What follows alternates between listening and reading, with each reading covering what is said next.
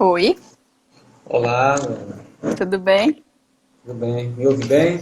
Sim, ouço. Ótimo. Vamos aguardar só um pouco, né? Mais uns dois Sim, minutos. Quer dizer que vocês também estão aí no toque de recolher, né? estamos.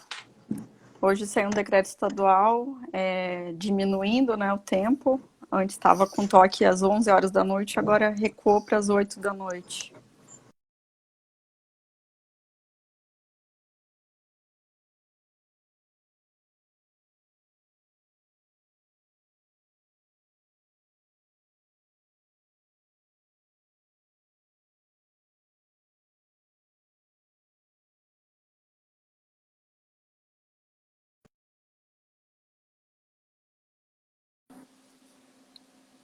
Divertido, né? Acho que esses horários desses toques de recolher são os toques fictícios, né? Você está em Sim. Goiás? Eu? Não, eu sou de Foz Sim. do Iguaçu, Paraná. Ah, sim, eu tinha visto aqui, mas depois fiquei na dúvida. Eu sou de Foz do Iguaçu, Paraná. Uhum. Goiás é o Guilherme.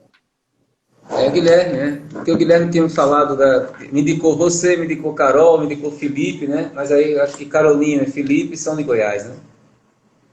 Ou moram É, lá. eu e o Carolina é Guilherme daqui, da somos Bahia. amigos virtuais.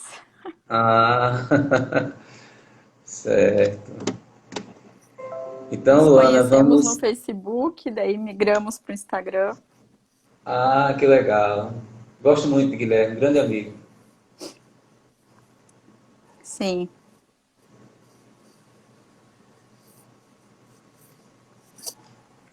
Deixa eu ver aqui se já tem muita gente. Ai, que chique andando de bike, Guilherme.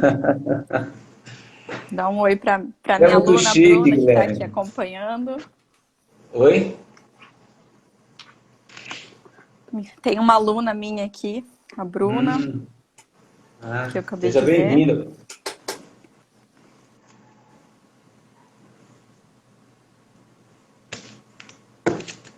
Pois é. Fazendo inveja pra gente, né, Guilherme? Você passeando aí de bike.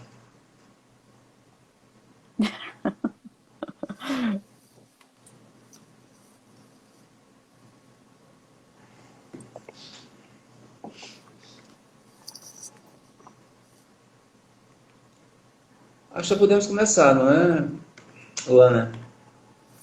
Sim, podemos. Professor que manda. Então vamos lá, vou lhe apresentar e a gente inicia. Boa noite a todos e a todas. É com muita alegria que eu recebo hoje aqui no Aglomerando Ideias na Pandemia, né, no nosso terceiro momento, a professora Luana Aristimunho Vargas, né, de Foz do Iguaçu. A professora Luana, ela é advogada, é professora de Direito, mestre em Políticas Públicas e Desenvolvimento pela Universidade Federal da Integração Latino-Americana, né, UNILA, especialista em Direito Penal, Processo Penal também, pela FAG, e em Direito Tributário, pela Anhanguera Uniderp. A professora Luana falará sobre o impacto da pandemia na vida das mulheres. É um tema bem interessante, um tema que eu acredito que nos empolgará a todos, né? E E é sem mais necessário, né? delongas, sem mais delongas, Luana, lhe passo a palavra para você iniciar a sua fala, né, naquele mesmo modelo das outras lives, né? Um bate-papo, né? Não é Sim, uma palestra, é um bate-papo, a gente vai conversando também, uma ou diálogo, outra né? pergunta que for chegando, que possa ser jogada naquele momento, a gente, né, passa para você responder.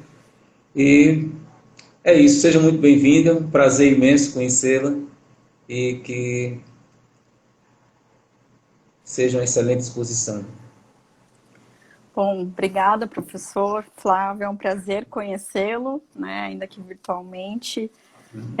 Quero agradecer ao Guilherme também por ter feito essa mediação, né? O Guilherme também é um amigo virtual ainda. Sou muito grata porque eu tenho muitos bons amigos virtuais. Acabei de ver um aqui que eu conheci também há pouco tempo, Samuel Lourenço. Agradeço por estar aqui. Agradeço por todas as minhas alunas e amigas que aqui estão. Bom, assim, resolvi, né, quando o professor Flávio me convidou para falar sobre pandemia, sobre, né, a situação pandêmica que ainda estamos vivendo, eu não poderia deixar de pensar em outro assunto que não fosse as mulheres, né? Mulher, eu por ser mulher e há alguns anos estudar mulheres, e ver que a questão das mulheres ainda é um pouco debatida, né? Porque de todas as vezes que a gente vê alguma crise, né? As pessoas mais atingidas são as mulheres, né? Qualquer tipo de crise são as mulheres as mais afetadas e atingidas. Então, eu me propus hoje a vir aqui falar um pouco e também para eu falar, eu trouxe dados, né? Que quando a gente traz dados, a gente consegue visualizar um pouco mais qual é a situação dessas mulheres. E eu trouxe dados de mulheres presas, né? Que também é o que eu estudo há algum tempo, mulheres encarceradas, mas também nós, mulheres, né? Que livres estamos, né? Não estamos encarcerados, mas também não podemos falar em uma liberdade plena, né? Bom, os dados que eu tenho são alguns de 2018, outros de 2020, né? Até porque esse ano e ano passado nós tivemos pouca colheita de dados, né? Não é do interesse do governo que atualmente está desvelar esses números, né? Esses dados. É interessante que os dados fiquem mesmo apagados e esquecidos. Então, de acordo com a ONU Mulheres do ano passado, o número de casos de feminicídio no Brasil, desde o início da pandemia e já nos meses de março e abril, nós tivemos um aumento de 22% nos casos de feminicídio, né, no Brasil. Com relação às mulheres trans, em 2020, esse número aumentou 43%, acima da média, e a média era de 122 mulheres trans mortas por ano, né? Nós somos o país que mais mata mulheres trans no mundo. Não só mulheres trans, mas, né, pessoas trans. E aí, quanto à questão, né, que sempre nos atinge, que é a questão do trabalho doméstico, que a nós, mulheres, ainda é destinado o cuidado quase que integral dos filhos da casa,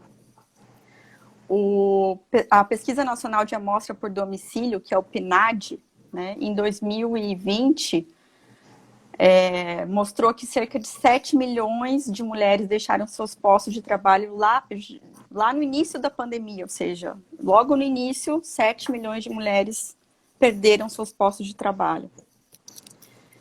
2 milhões a mais do que o número de homens na mesma situação, ou seja, né, 2 milhões, a diferença de 5, enfim. E em 2018, que foi o último levantamento que teve, 90,3% dos domicílios eram chefiados por mulher.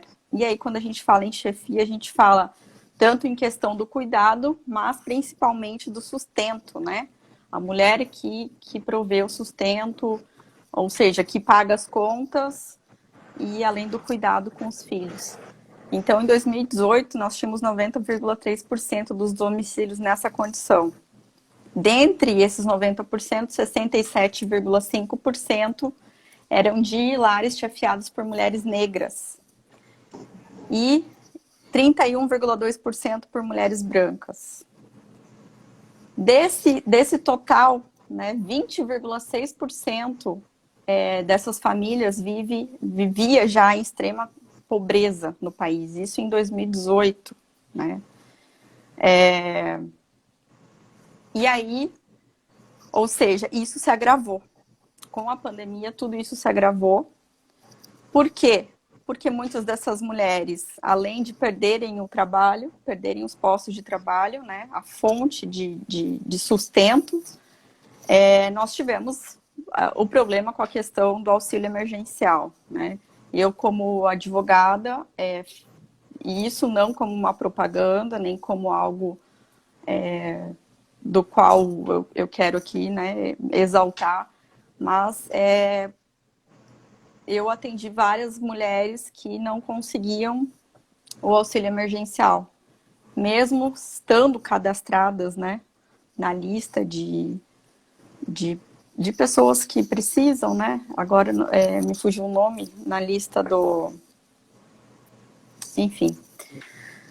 Mesmo estando cadastradas, né? Elas não conseguiam acesso. Por quê?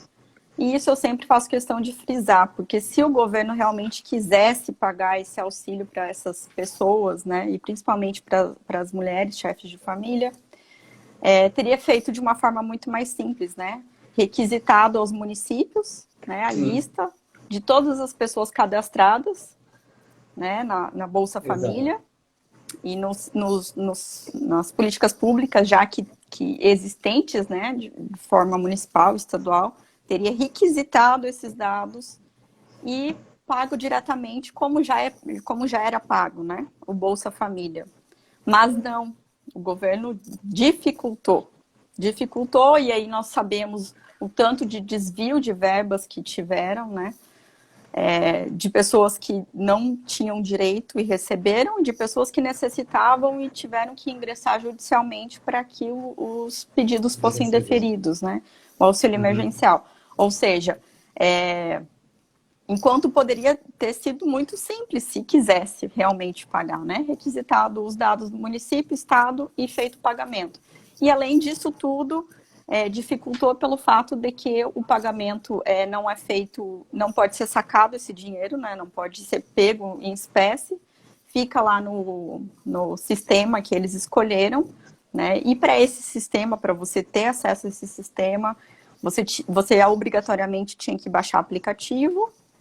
Consequentemente, se exigia um celular, né, com internet, com dados, com condições de você baixar esse aplicativo, um celular que também comportasse, tivesse memória suficiente para baixar o aplicativo e para poder fazer o uso desses valores.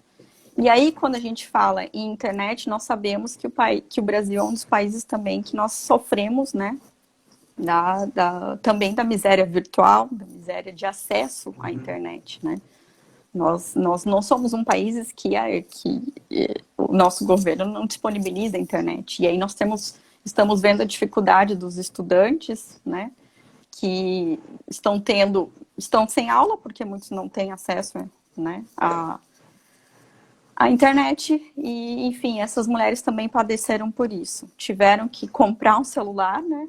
Para poder baixar o aplicativo e conseguir fazer esses pagamentos. Ou seja, tudo foi para complicar, né? Foi uma política pública já exclusiva, né? E excludente desde o início. Bom, continuando, outro dado, e aí na questão da vida acadêmica, né? Que também nós não podemos esquecer, que e a gente vê aí, né, a Fiocruz, com a maioria das mulheres, das pesquisadoras são mulheres, né, a necessidade da gente se investir também em ciência.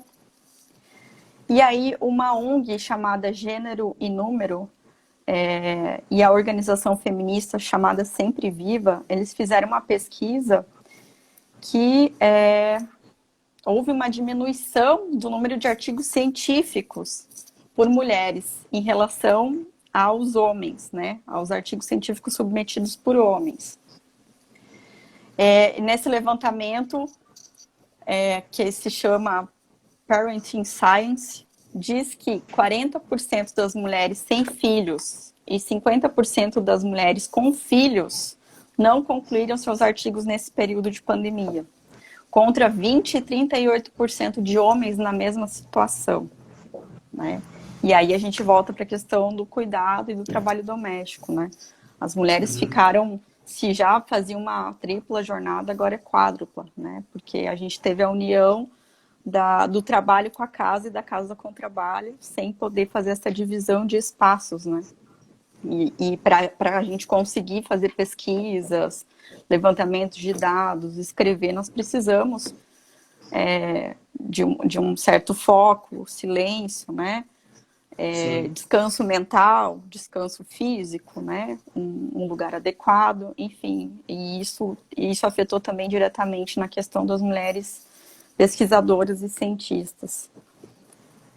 A média de manuscritos de mulheres, né, como primeira autora, foi de 37% entre 2016 e 2020 e caiu para 13% no primeiro trimestre de 2020.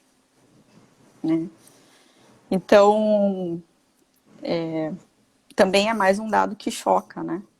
Se a gente for ver que sempre as mulheres que vão pagar um alto preço. Né? Sim, sempre, né, Luana, nos momentos de crise, seja de uma pandemia como essa que nós estamos enfrentando, seja em guerras, né, nas duas guerras mundiais que nós tivemos, e em vários conflitos ocorridos, né, de proporções, né, menores, mas que também atingiram, né, diretamente as mulheres, nessa questão dos refugiados, né, todo o processo, digamos assim, todo o processo de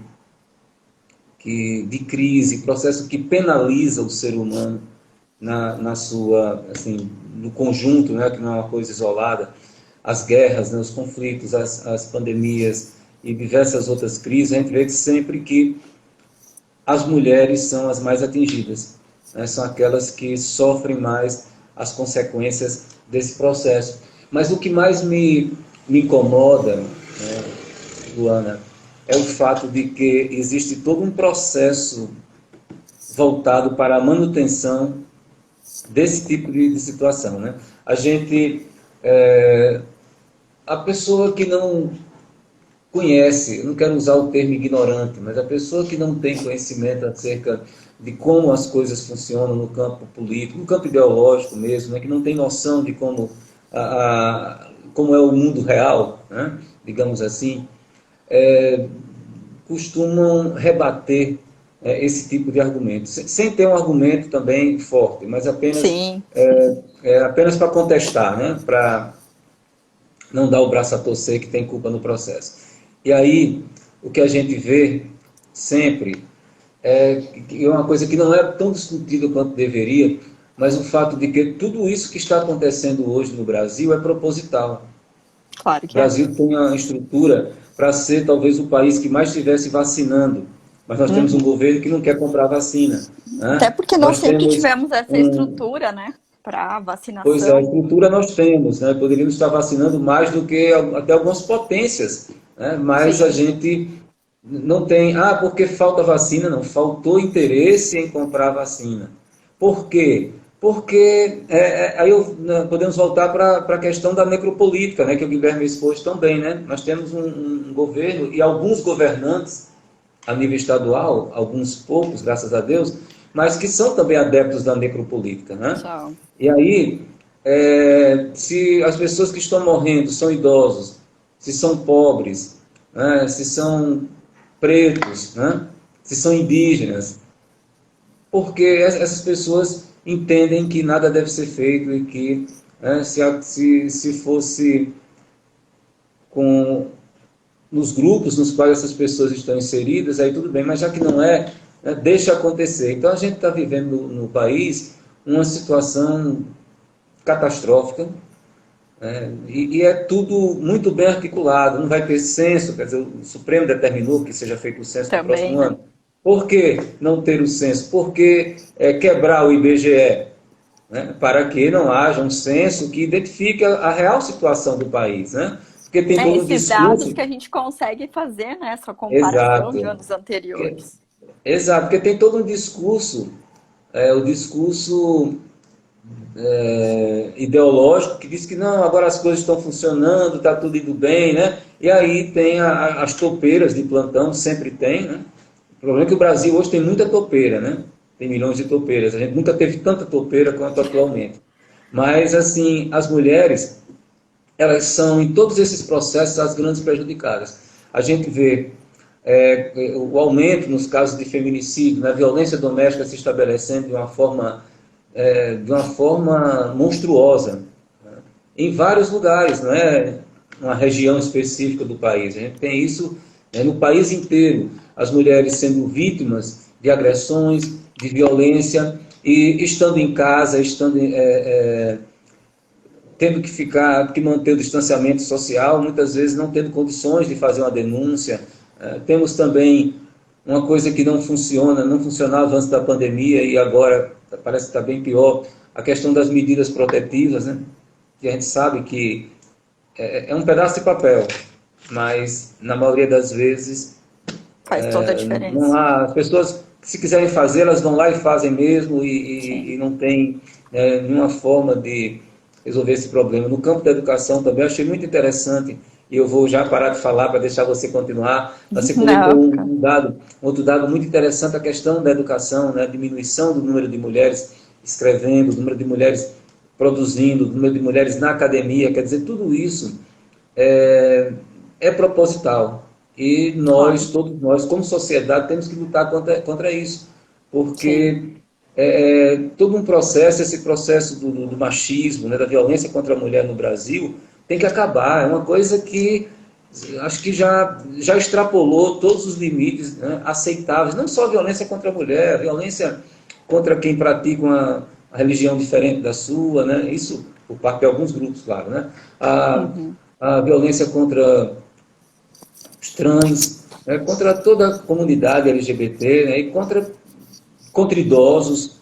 Então, chega um ponto que um basta precisa ser dado. Já precisava antes da pandemia, mas agora a coisa está muito mais, essa violência está muito mais exacerbada. Né? E quando você fala que estamos vivendo um momento, nós estamos realmente vivenciando um processo de uma sociedade excludente. Parece que a regra é excluir, né? E isso, Totalmente. quando se estabelece esse processo de exclusão, quem mais se prejudica com isso? As mulheres. As Sempre. mulheres. Né? É. Era isso. Na verdade, assim, o corpo da mulher é o primeiro. Tem uma escritora que eu gosto muito e que foi uma das que eu pesquisei no mestrado, que é a Rita Segato, né? Que ela fala que toda luta, toda guerra sempre tem o corpo da mulher como território a ser conquistado e explorado, né? Então, assim, essa questão das mulheres sofrerem sempre primeiro é desde da nossa colonização, né? Desde quando Sim, nós fomos colonizados pelos europeus, e eu gosto sempre de frisar isso também, porque é o que eu pesquiso, né? Teoria decolonial, feminista decolonial, fomos nós, né? Quando chegam os inimigos, quando vão atacar um território, conquistar e dominar, eles sempre usaram o corpo da mulher como forma de submissão e também sim, de dizer ao inimigo, olha, nós estamos aqui, isso nos pertence e desmoralizar, né? Então, é dominar o corpo feminino para desmoralizar o inimigo, consequentemente dominar. E, é, e aí, assim, a questão do patriarcado, né? Que é o que sustenta o capitalismo. Porque com o capitalismo, né, que nos foi trazido também pela colonização, quando veio a divisão sexual do trabalho, né, que aos homens ficou que trabalhariam fora, né, o espaço público, enquanto às mulheres foi destinado o espaço doméstico, né, um espaço privado, tirando as sim. mulheres da decisão do campo público, das políticas públicas, né, do espaço de decisões coletivas. Com essa divisão sexual do trabalho, das mulheres ficarem em casa cuidando dos filhos, é que também o capitalismo continua sobrevivendo, se refazendo, se reconstruindo e cada vez mais nocivo, né? Cada vez mais de forma agressiva a nós mulheres. Então, toda vez que a gente vai falar sobre a questão da mulher, é importante a gente lembrar que realmente é do interesse do sistema capitalista que assim se permaneça, né? Então, quanto mais você puder dificultar as mulheres nos espaços de poder, nos espaços de decisões, nos espaços de pesquisa, de ciência, e puder mantê-las dentro de casa, né? E principalmente a pandemia casou totalmente, né, com esse momento agora. Foi um casamento perfeito, porque as mulheres diminuiu o acesso a serviços públicos, a políticas públicas, e aí quando a gente fala em políticas públicas, a gente está tendo políticas excludentes, né, inicialmente excludentes, porque para você ter acesso a um benefício, você precisa ter todo um aparato antes, né? Então, você já está excluindo 70% da população que realmente precisa, né, desse benefício. Então, é interessante mesmo para o capitalismo que assim seja, né? Que a pandemia continue prendendo as mulheres em casa, matando mulheres, né? Sofrendo violência doméstica sem ter a quem recorrer.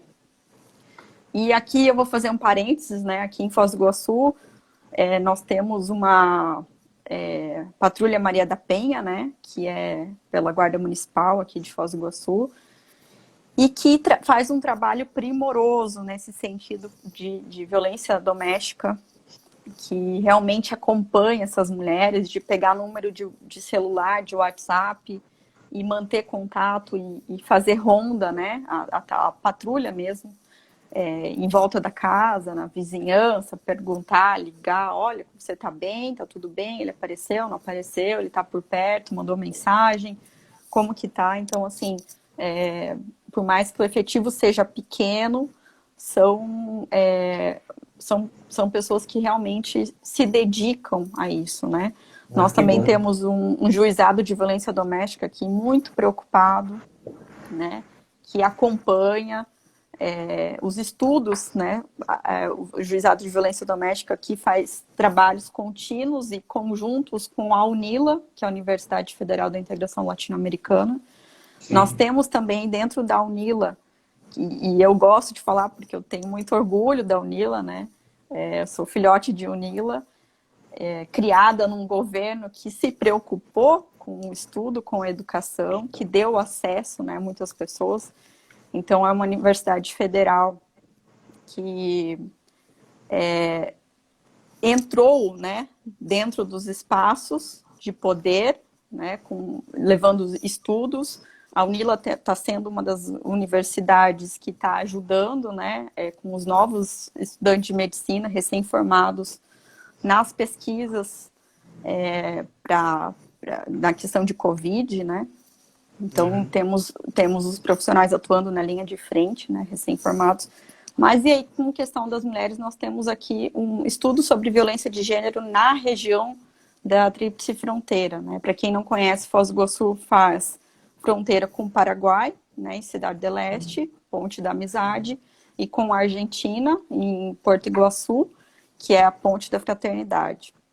E a UNILA faz esse estudo de violência de gênero, né, aqui na região, justamente para levantar esses dados, porque nós temos muitas mulheres paraguaias morando aqui no Brasil e vice-versa, mulheres brasileiras que moram no Paraguai, trabalham, tem esse trânsito, né? Agora nós estamos com a fronteira da Argentina fechada, isso também dificulta, né, sabermos como estão essas mulheres brasileiras que lá moram, né, e consequentemente estamos sem condições de ter o contato, né. Mas outra coisa que é importante é que o pessoal do Juizado de Violência Doméstica aqui em Foz do Iguaçu chama a UNILA para dentro justamente para trabalhar essa questão dos dados levantados, né? Então, quando ainda era possível, agora está sendo virtual, mas volta e meia o juiz responsável, o juiz titular, né, do Juizado de Violência Doméstica, ele participava das reuniões e ele pedia os dados para que ele também pudesse fazer um levantamento, né? Tanto de descumprimento, de medida protetiva, quanto como que se dá, né? Se tem muitas mulheres paraguaias que estão morando aqui e estão sendo vítimas de violência doméstica.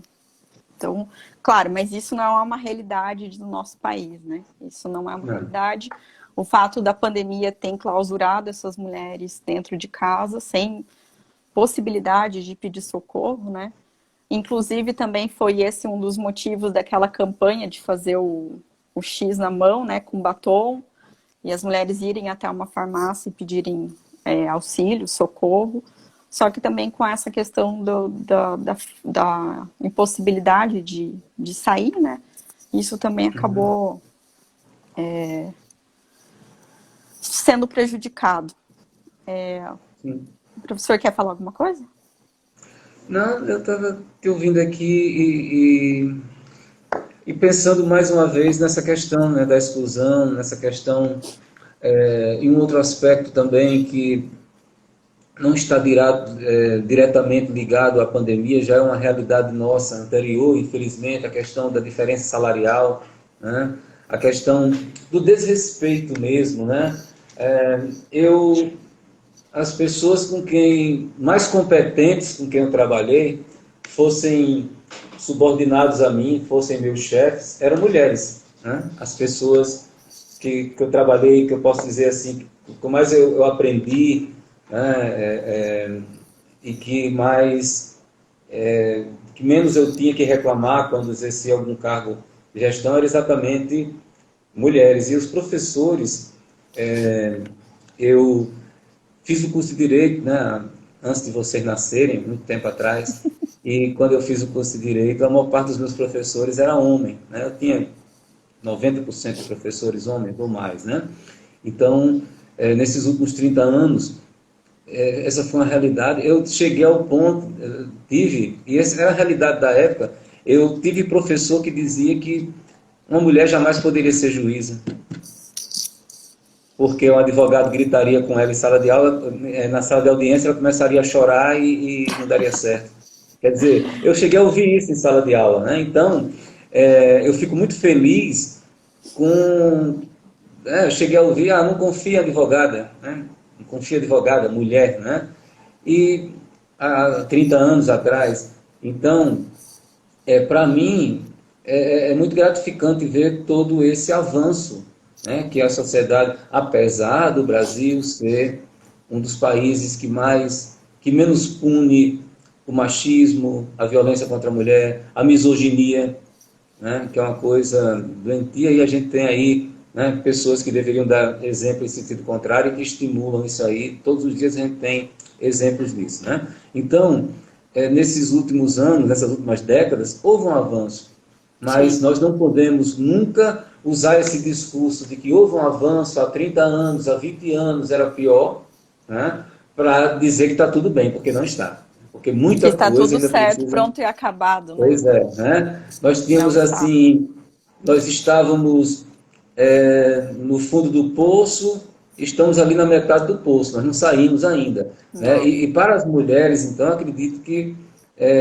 seja uma situação que nós não temos como mensurar, né, os efeitos dessa violência, dessa situação, né, nós homens não temos como mensurar, porque sempre fomos os favorecidos, né, os privilegiados, os beneficiados, os donos do poder.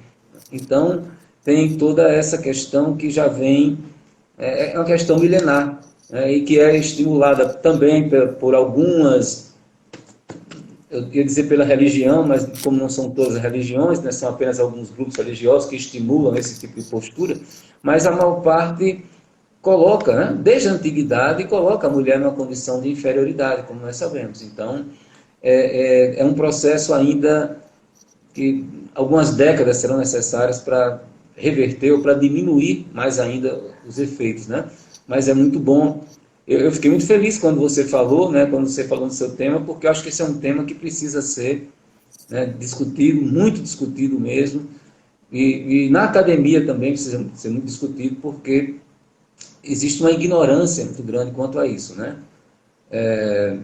O tipo de coisa que eu já vivenciei, de ir para uma delegacia da mulher com uma cliente, por exemplo, para registrar uma violência, e o agente, a pessoa que atende na delegacia, mandar, né? Primeiro a pessoa ir sozinha e o agente dizer, olha, volta para casa porque isso é coisa que se resolve mesmo em casa e tal, e aí depois vai com o advogado, né? E aí eu tenho que dizer, olha, não, eu não aceito que esse agente atenda porque ele já rejeitou no momento anterior, tem que ser uma mulher, né?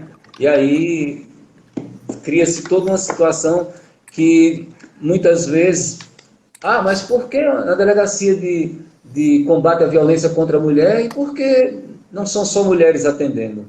É uma coisa que eu não entendo. Por que não são só mulheres atendendo? Por que a Sim. delegada não é sempre uma mulher? Por que as pessoas, os agentes são sempre mulheres? E normalmente, nas 3 ou 4 vezes que eu precisei ir com clientes, em todas as vezes o tratamento dispensado não foi o tratamento ideal.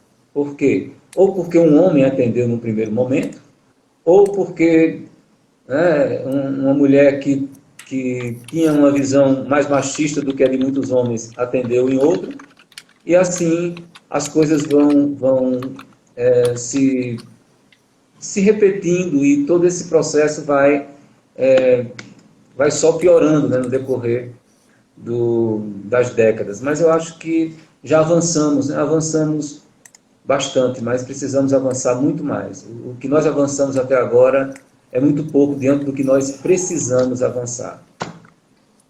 É claro que avançamos, mas, por exemplo, nós estamos numa situação de pandemia que, novamente, nós mulheres estamos sofrendo mais que vocês homens. Então, assim, Tem todo um retrocesso agora, né? sim, pois é. Então, assim, nós não podemos deixar sempre de. E isso que eu estou fazendo aqui hoje é muito importante, né? E eu tento sempre falar Sim. para os meus alunos e alunas: falem, escrevam, se posicionem. Por quê? Antes nós não tínhamos nem essa oportunidade de fala, muito menos esse poder de fala, né? E se eu, como mulher, não falar sobre mulher, escrever sobre mulher e me preocupar com mulheres, quem vai fazer isso, né? E até assim, quando a gente vai ver palestras, congressos, né? O direito ainda é um campo majoritariamente masculino. Sim. E aí, trazendo para a nossa área, que é criminal, é totalmente masculino. E nós, mulheres, né, advogados, eu falo por mim, eu sofro muito preconceito. Primeiro, porque eu não aparento a idade que eu tenho, né? Outra, que eu não tenho tamanho suficiente. Então, todas as vezes que eu vou atender em delegacias, que eu vou atender em penitenciárias, em presídios, e geralmente quando é a família que me contrata e eu não conheço o meu cliente que está preso, a primeira coisa que eles fazem é ter um choque, assim, comigo, sabe? Me olham dos pés à cabeça e falam, nossa, quem que mandou essa menina aqui, né? E até há pouco tempo, aqui na minha comarca, em Foz do Iguaçu, quando eu comecei a advogar, eu era tratada como se estagiária fosse, né? Era assim, começava a audiência, abria a audiência, eu ali, e daí o juiz falava, ou a juíza, ou enfim, vamos esperar a advogada chegar. E eu falava, tô aqui, desculpa, doutora, eu achei que você fosse estagiária. E eu peguei a época ainda do processo físico, né? Hoje o pessoal Sim. já tá já estamos no processo eletrônico. Mas quando eu tinha que fazer carga de processo, então, eu chegava na bancada da Secretaria do Juízo, né? E eu era super maltratada. Seja por homens, seja por mulheres, né? Porque era assim, era tipo tratamento de estagiário para estagiário. O que você quer? Sabe? Ou então atendiam todos e todas que chegavam depois de mim, antes, depois, eu ficava lá, assim, sabe, esperando para ver até que horas que iam me ignorar. E não adiantava eu me arrumar, não adiantava eu me maquiar, não adiantava. Só passei a ser, claro, com os anos, né, conhecida. Hoje eu já sou conhecida, advogada, já sabem que eu sou, os juízes me conhecem. Mas quando eu saio daqui de Foz do Iguaçu também e vou fazer atendimentos, júris e audiências em outras cidades, é a mesma coisa. Ou seja, ainda assim, se espera que o advogado seja um homem.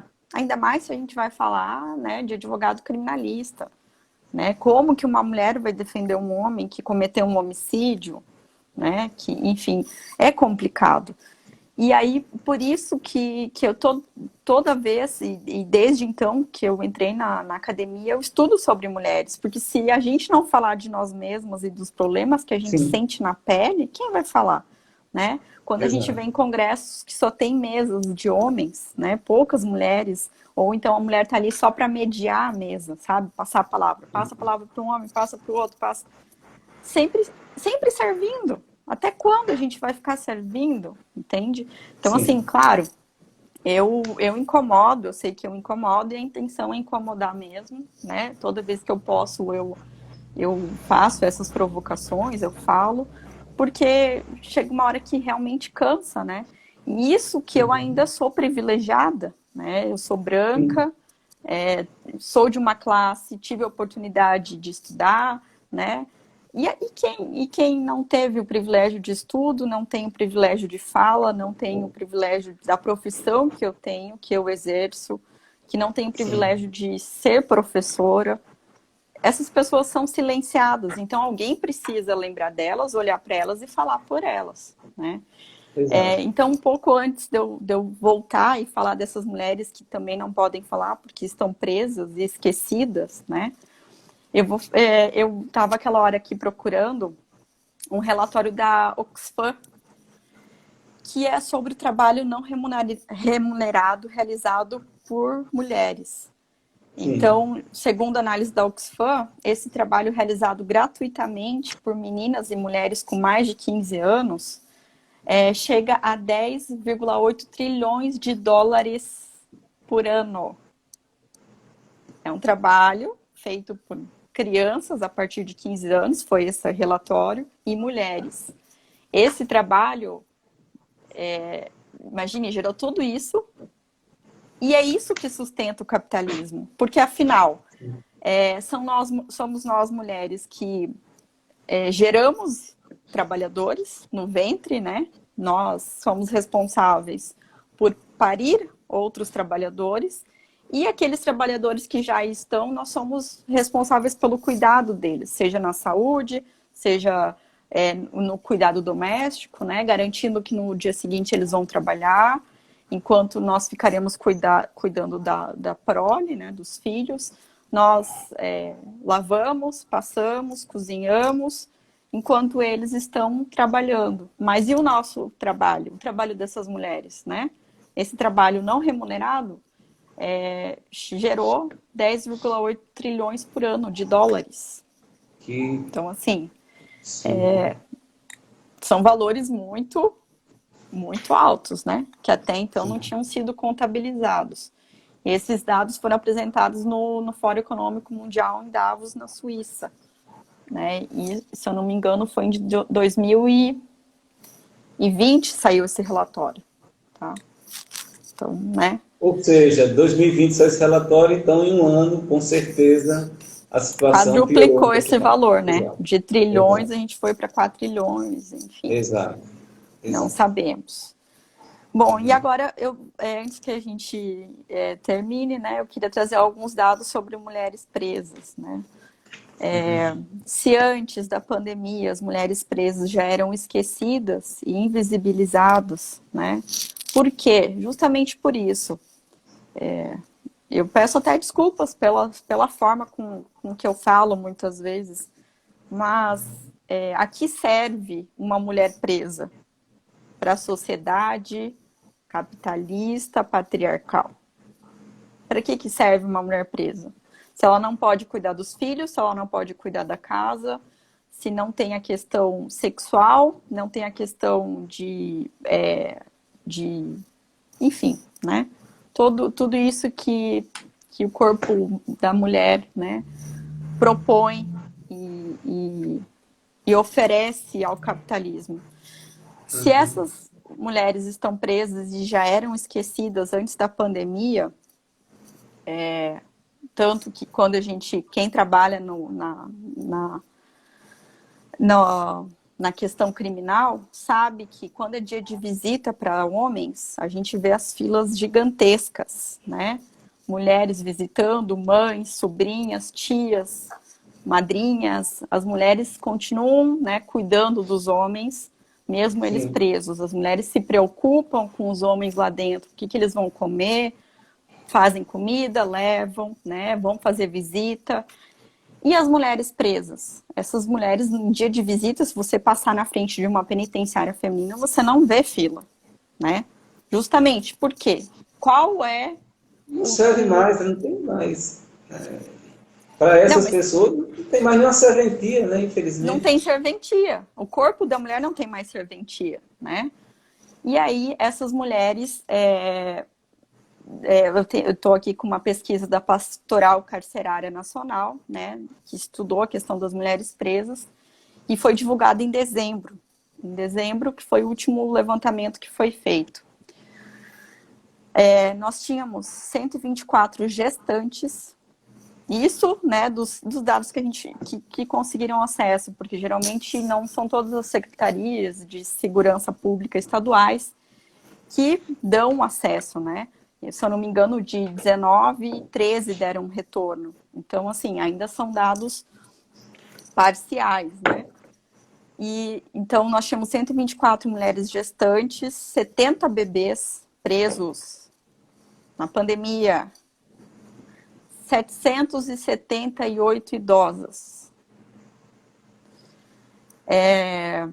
Ou seja, mesmo tendo a recomendação do CNJ de que a saída fosse antecipada para as mulheres que estavam do fechado e semiaberto, pois é justamente isso, Guilherme. Rola a subnotificação, por quê? Porque não tem esse retorno das secretarias. Então, isso é o que temos, né? Com certeza esse número pode ser 5 vezes maior. Com certeza né? Se antes já havia uma subnotificação, agora também. E tanto que esse estudo da pastoral carcerária foi feito justamente por quê? Porque os familiares dessas mulheres presas, geralmente as mães dessas mulheres presas, as irmãs, sobrinhas, né? Geralmente aquele núcleo familiar que essa mulher presa, que provavelmente era chefe de família dessa casa,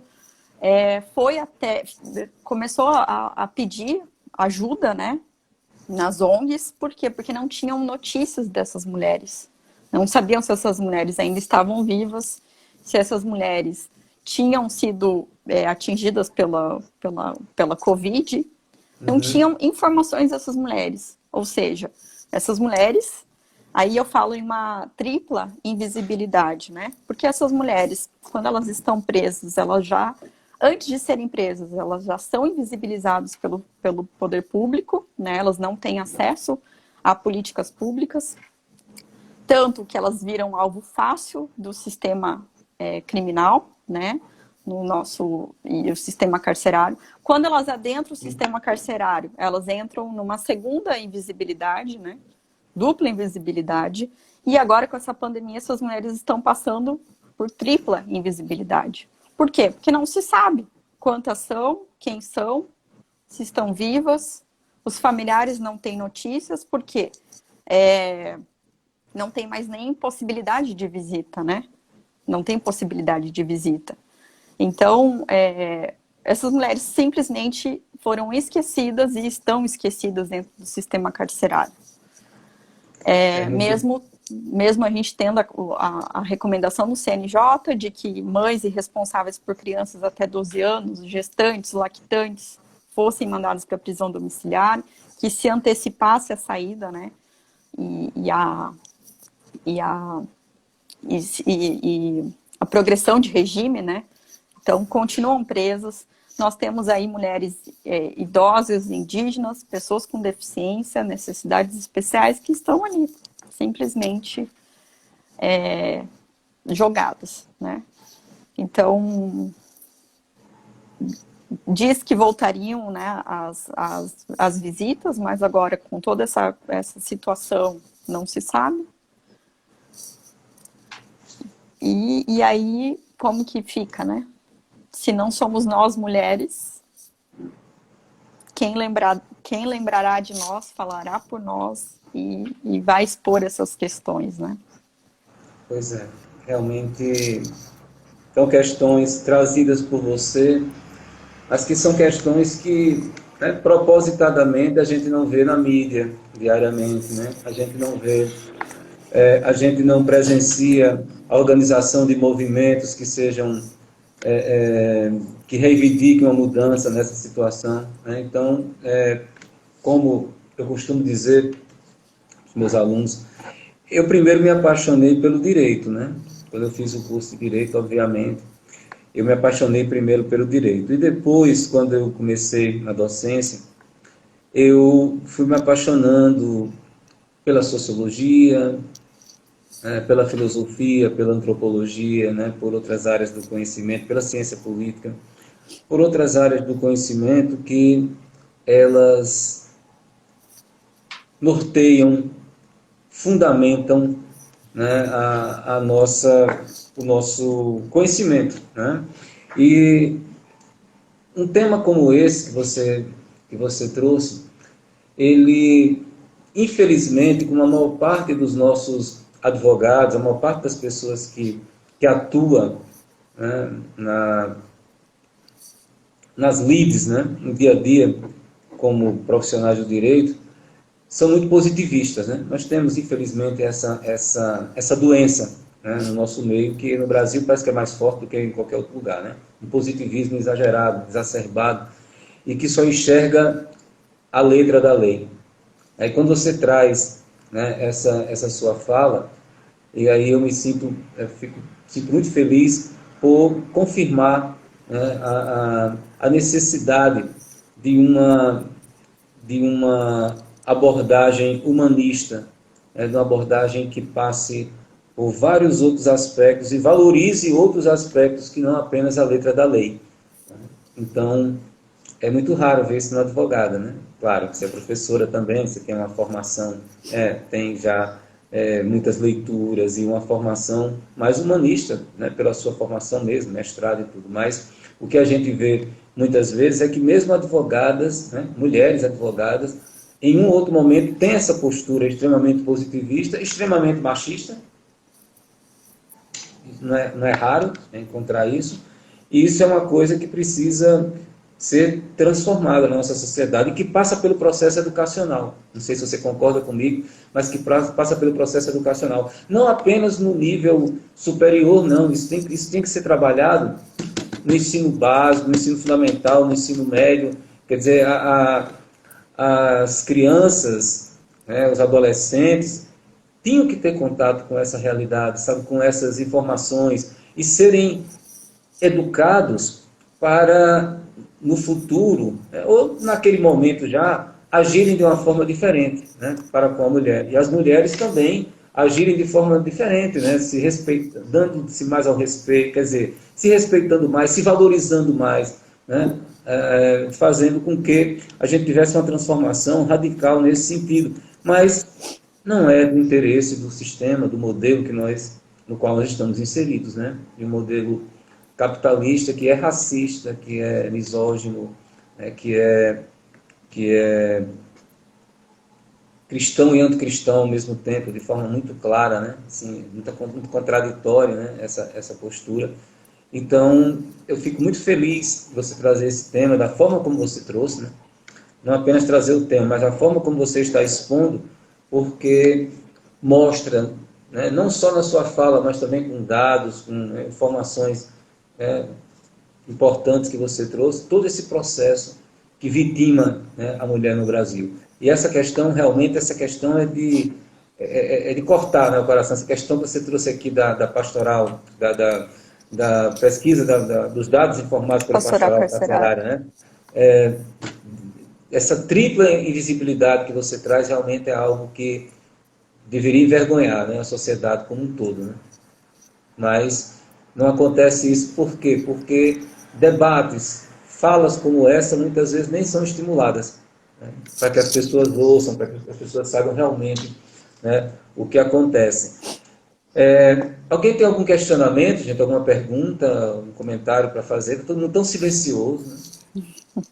Tem alguns comentários, mas não Estão perguntas chegando. que eu vi Deixa eu aqui. ver se... Professor, eu com certeza concordo que apenas pela educação a gente consegue fazer uma transformação, mas também não é qualquer educação, né?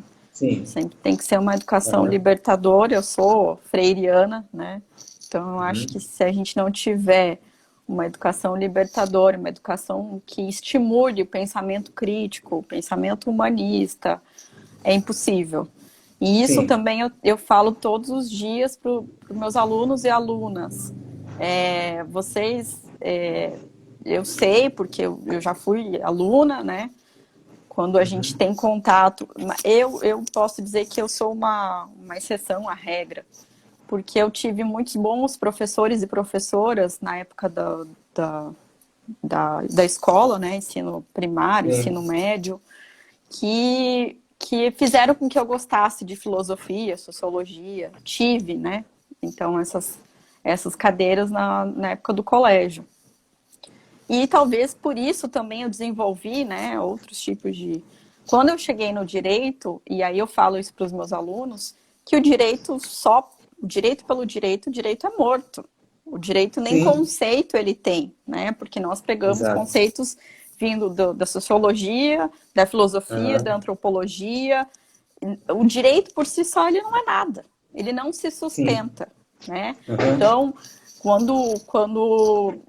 por exemplo, eu dou aula de introdução ao estudo do direito, né?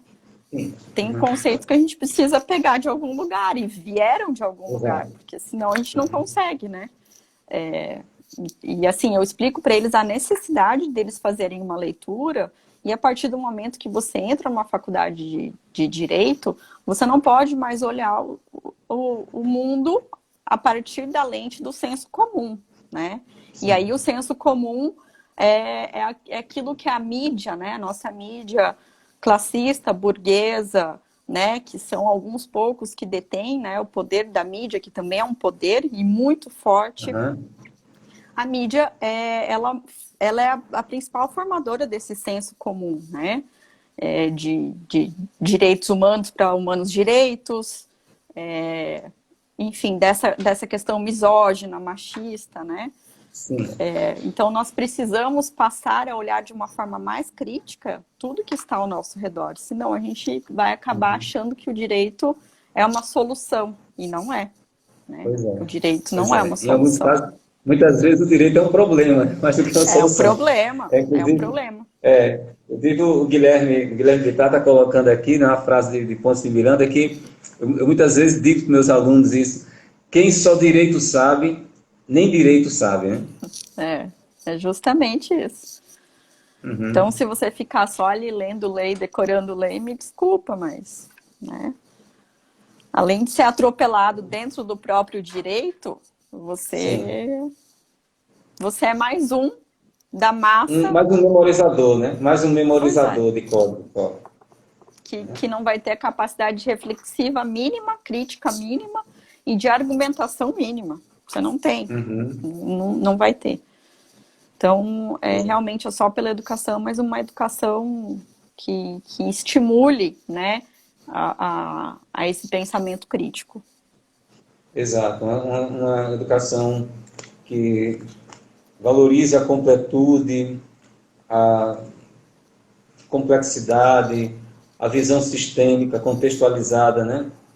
Do direito, né, de tudo que nos cerca, porque não sendo assim, realmente a gente vai ainda ter alguns séculos de atraso aí pela frente, né?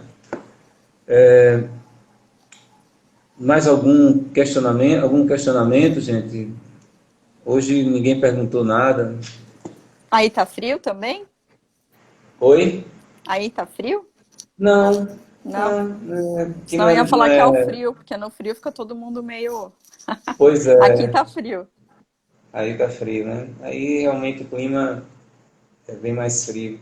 E assim, uma coisa que, então já que ninguém falou nada, só para, antes de você finalizar, só fazer aqui uma colocação, é, é muito, é muito importante, né, esse tema, repito, fiquei muito feliz quando vi que o seu tema, né, seria esse. É muito importante que sobre algumas questões sociais muito sérias, muito graves que nós temos no Brasil, precisam ser resolvidas para ontem e que às vezes a gente perde a esperança de ver essas situações resolvidas a curto prazo. e até a médio prazo, mas é muito importante que a gente possa ter, no âmbito do direito, seja por parte daqueles que atuam, né, no Poder Judiciário, seja por parte dos advogados, por parte do Poder Legislativo, principalmente, né, há essa necessidade de, de se voltar para essa questão, para a condição, né, da mulher na nossa sociedade. É muito... Eu colocava, né, nossa primeira live, conversando com o Guilherme, essa é uma coisa que eu coloco muito constantemente para os meus alunos. Se passou um ano hoje, da morte do George Floyd. Houve toda uma movimentação, não só nos Estados Unidos, mas fora dos Estados Unidos também, mas tratando a situação de forma, né, doméstica, né, tratando no âmbito do país onde aconteceu.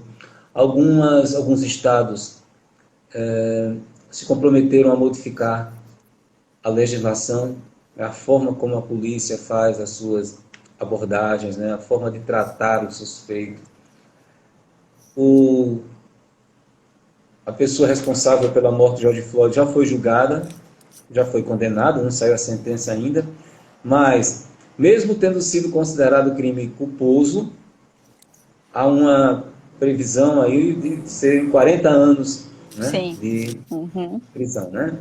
Que no Brasil, em 2, 3 anos, ele estaria solto, e olhe lá. Então, né, não cumpriria a pena toda, enfim. Então, nós temos, na nossa sociedade, eu não sei se você concorda, mas a nossa sociedade, ela é muito... Nós temos uma inércia social muito grande. Muitas vezes por parte até das pessoas que mais são prejudicadas por um determinado processo. Há uma inércia social muito grande, enquanto que nos Estados Unidos houve uma significativa modificação, né, não a necessária, não a desejada por muita gente, mas já houve, os primeiros passos nessa mudança já foram dados, já houve a condenação, né, do assassino. E aqui nós temos um caso, como o caso de Marielle, por exemplo, né, que já há segue 3 sem anos, né, resposta. sem resposta, e por um tempo, né, até que certas coisas mudem, nós não teremos a resposta. E quando tivermos a resposta, talvez, né, já se estabelecerá a impunidade, né, em decorrência de toda essa demora, de toda essa situação. Então, são realidades sociais muito diferentes, né? Em alguns países, essas situações elas são resolvidas com muito mais rapidez, com muito mais eficácia. E aí, eu vou fazer uma pergunta para você, já que ninguém perguntou, eu queria ouvir a sua opinião. Você acha que esse processo que nós vivemos no Brasil, todo esse massacre feito às mulheres no Brasil, ele decorre exclusivamente... Primeiro, combater o machismo, combater a misoginia, já resolveria essa questão? Ou existe todo um processo que é muito mais amplo, que precisa ser trabalhado? É uma pergunta bastante complexa, porque, na verdade, resposta e solução eu não Uhum. tenho. É. Justamente por quê? Porque esse machismo, né, que mantém, que sustenta a nossa sociedade, vem desde do nosso nascimento, né? Desde da Uhum. nossa colonização, né? Sim. Então, são quantos 1000 anos, né?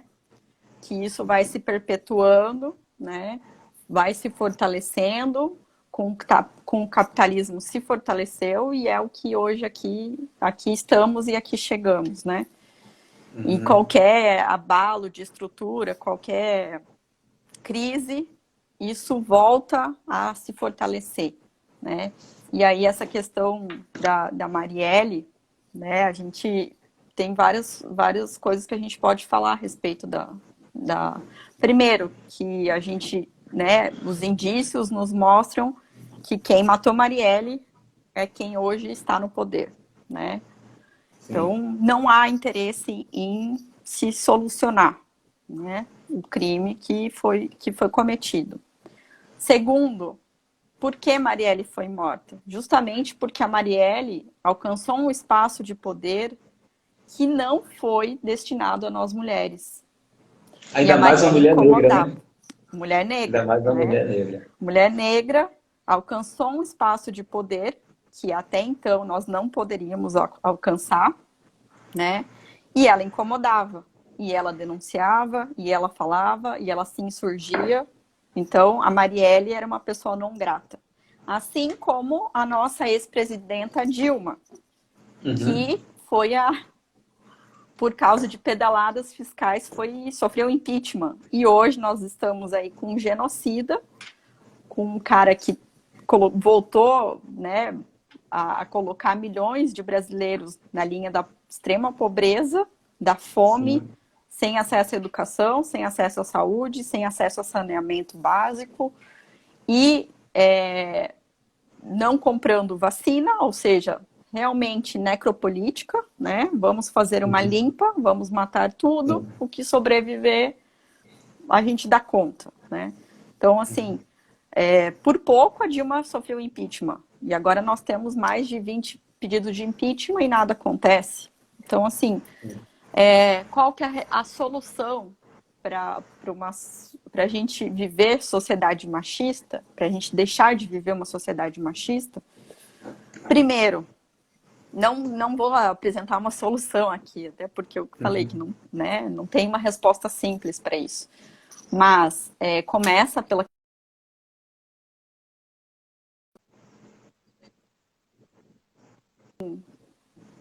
só uma educação só em espaços educacionais, e aí eu falo dentro de casa, né? Sem essa diferenciação de gênero, de sexo, né? As mulheres, a filha vai arrumar o quarto e o filho pode brincar.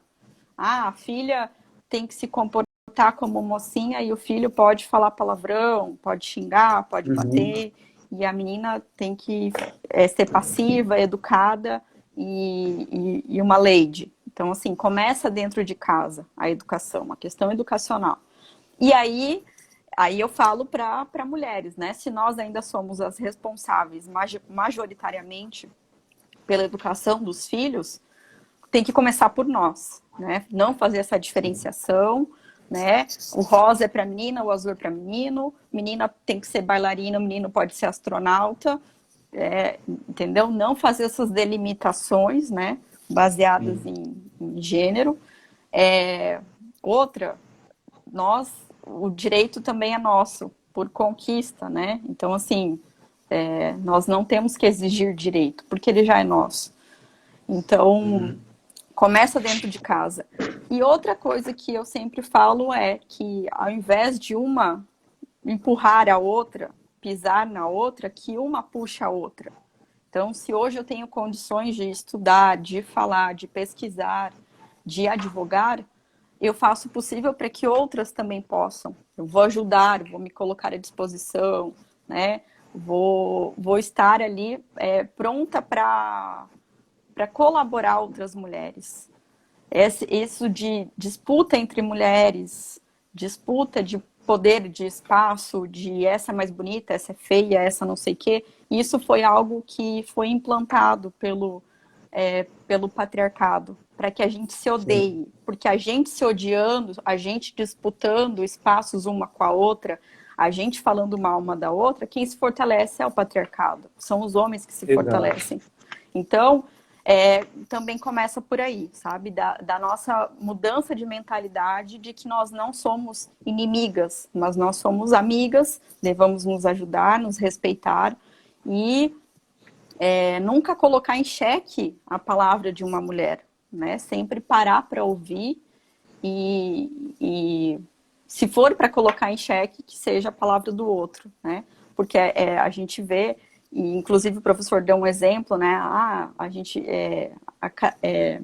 delegacias de polícia com mulheres atuando. Eu já tive caso de uma cliente minha que chegou na delegacia da mulher e voltou chorando. Por quê? Era a delegada mulher, a escrivã mulher, que trataram mal outra mulher, a minha Uhum. cliente. Mas quando eu cheguei lá, acompanhando a minha cliente, o tratamento foi diferente. Por quê? Uhum. Colocaram em xeque a palavra da minha cliente. Ah, mas você é uma beguinha de final de semana, vocês devem ter bebido demais, brigaram, daqui a pouco vocês fazem as pazes. Eu não aguento mais fazer boletim de ocorrência de violência doméstica por causa de briguinha de casal. Mais ou menos assim Absurdo. foi. Então, Uhum. assim, enquanto nós nos tratarmos como inimigas, não vai adiantar nada, né? Não vai Concordo. adiantar. Então, é tudo questão de mudança de pensamento, né? E aí, como eu também faço estudos de mentalidade autoritária, né? É questão de mudança de mentalidade mesmo, tanto na questão educacional dentro das casas, dos lares, quanto dentro dos espaços educacionais e também a mudança de mentalidade de nós mulheres para com as outras mulheres. Eu Sim. acho que isso é o início, sabe? É o início para quem Uhum. sabe a gente. E assim que. Se tivermos a oportunidade de estudar, que a gente faça o melhor, dê o melhor, né? Porque sempre vão nos cobrar 3 vezes mais do que de vocês, Sim, homens. Então a sim. gente tem que estar sempre preparado para tudo. Tentar estudar mais do que a Ana está pedindo livros, né? Bom, eu tenho muitos livros para indicar, mas vou começar indicando alguns. O Ponto Zero da Revolução, da Silvia Federici.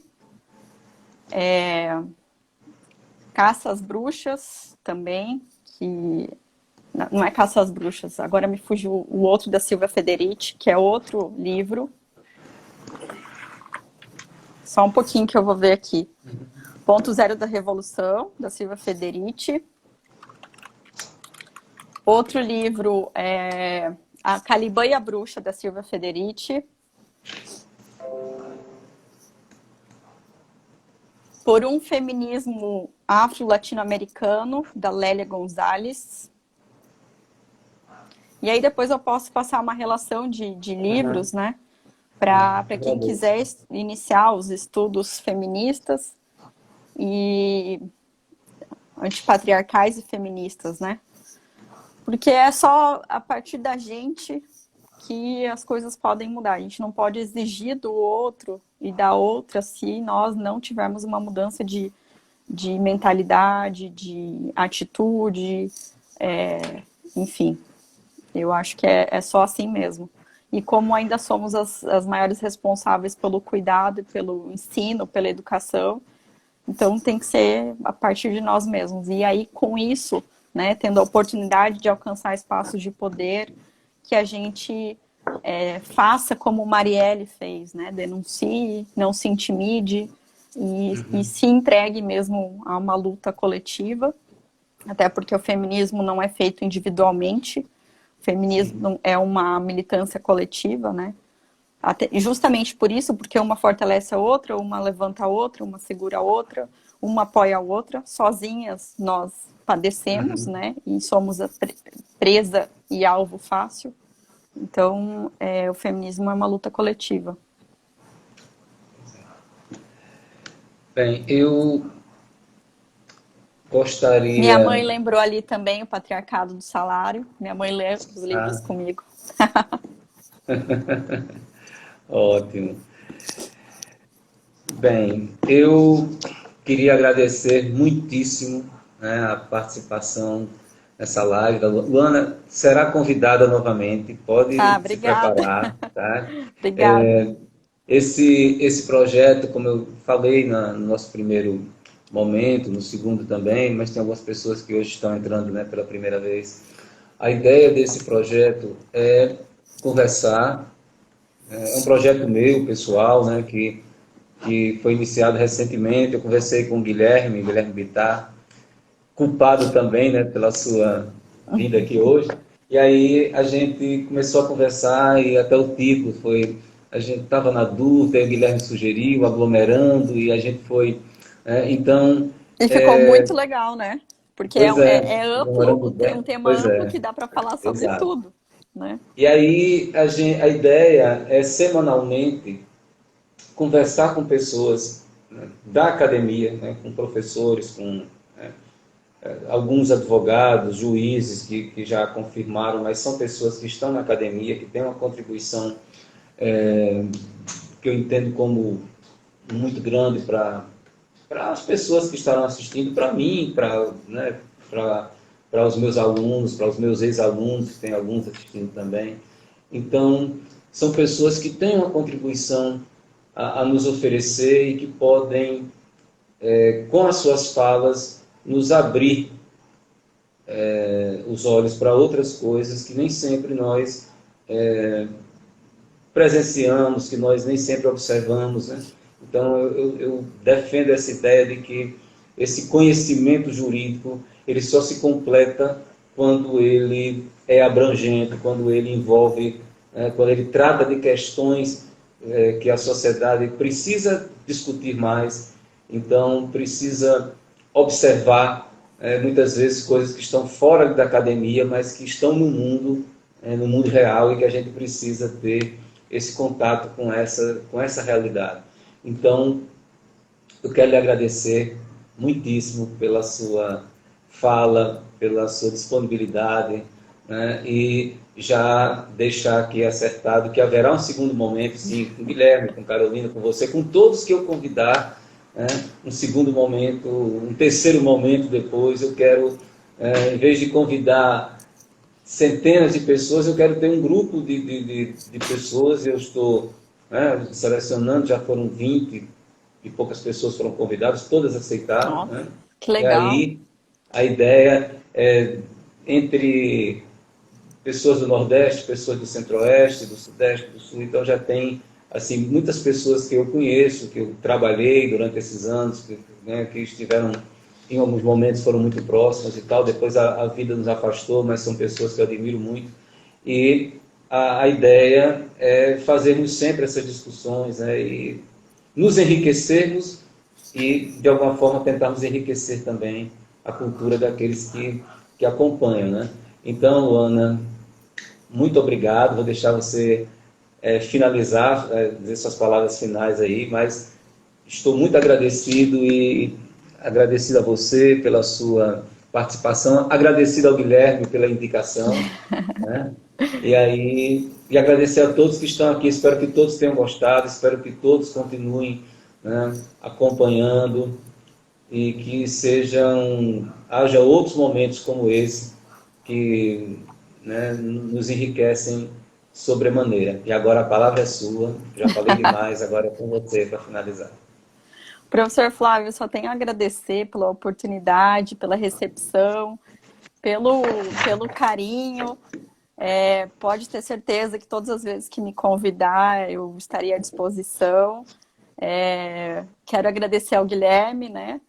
E isso eu preciso também deixar bastante claro, que esse negócio de mulheres feministas, a gente não luta contra vocês homens, né? Nós lutamos apenas pelo reconhecimento dos nossos direitos como pessoa humana. Então, assim, eu sou uma sortuda, eu tenho muitos bons amigos, homens, né? E toda a nossa relação de amizade é baseada nesse respeito, né? Nessa admiração mútua.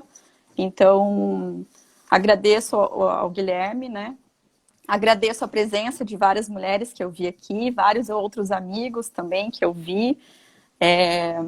Vamos tentar montar um grupo de estudos, né? Seria legal abranger todas as regiões, né? Eu representando o Sul, chamar mais gente do Sul. Vamos tentar, porque seria bom assim a gente debater. Eu acredito na circularidade do pensamento, né? Não nessa questão hierarquizada que ainda tem dentro do direito, de que é aquele argumento de autoridade. Esse aqui só fala disso, esse só fala daquilo. Né? Eu acho que a gente tem que acabar um pouco com isso também. E é uma questão de ir aos poucos, né? Acho que todo mundo tem capacidade para falar sobre tudo. Claro, nós temos as nossas linhas de pesquisa, né? Temos os pontos que a gente entende um pouco mais, porque nos debruçamos e estudamos e nos dedicamos, mas eu acho que todos nós contribuímos, né? Claro, se eu também for ouvir o senhor, eu vou ter muita coisa para aprender, né? Então a gente sempre vai aprender um com o outro, né? Ninguém sabe tudo, ninguém nasce sabendo tudo, né? Então, deixo aqui o recado para as mulheres que aqui pediram o nome de livros, né? Caso queiram mais indicações, eu tenho alguns artigos, posso mandar. Esses livros da Silvia Federici, outras pensadoras, tem uma edição que é argentina, daí só que teria que ler em espanhol, né? Que ela é de livre distribuição, então são livros em PDF que você pode imprimir, que você pode, sem cometer crime, né? Então, eu poderia disponibilizar, mas quem quiser, entre em contato comigo no Instagram, e aí eu passo uma relação de livros, né, para quem quiser começar os estudos feministas. E é muito importante a gente debater isso, e não só mulheres, né, homens também. Eu fiquei bastante feliz num grupo de estudos que eu entrei recente, que é sobre a mentalidade autoritária e o patriarcado. E quando e achei que seriam só mulheres, né? Mas não, tinham vários homens lá. E eu fiquei muito feliz, assim. Eu falei, nossa, porque é bom que vocês também debatam isso com a gente, né? Para que vocês reflitam também sobre algumas questões, né? Até porque somos os principais culpados, né? Então, é interessante que, né, haja essa participação. Até para Sim, tentar... essa conscientização, né? Exato, exato. Professor, Então, muito Luana, obrigada pela oportunidade, pelo agradecimento é todo convite. meu. Acho que meu Fico à e de todos que disposição. assistiram, que com certeza adoraram a sua fala. Obrigada, fico à disposição. E nos falamos. Bons estudos e boas lives. Eu acompanharei as próximas. E sucesso nesse projeto. Haverá, acho que já está sendo um sucesso por culpa de vocês, né? Vocês estão fazendo com que seja um sucesso. Eu vou gravar, eu vou disponibilizar, certo? Logo mais no Instagram, para vocês terem acesso. E, mais uma vez, Luana, muito obrigado, tá? Muito sucesso. Eu que agradeço. Né? Que saiamos logo desse momento pandêmico. Para que a gente possa fazer encontros pessoais, né? Exato, né? Como o Guilherme estava falando, que possamos fazer, que eu possa voltar a frequentar o meu espaço preferido, que se chama livraria, né? Sim, e que a gente possa ter realmente mudanças significativas que nós precisamos na nossa sociedade, né? Luana, muito boa noite para você. Boa noite, professor. Luana. Muito obrigada. Boa noite a todos que assistiram, a todos que estão aqui, e que haja outros momentos como esse. Tá? Boa noite a todos. Muito obrigada. Boa noite. Se cuidem. Vocês também.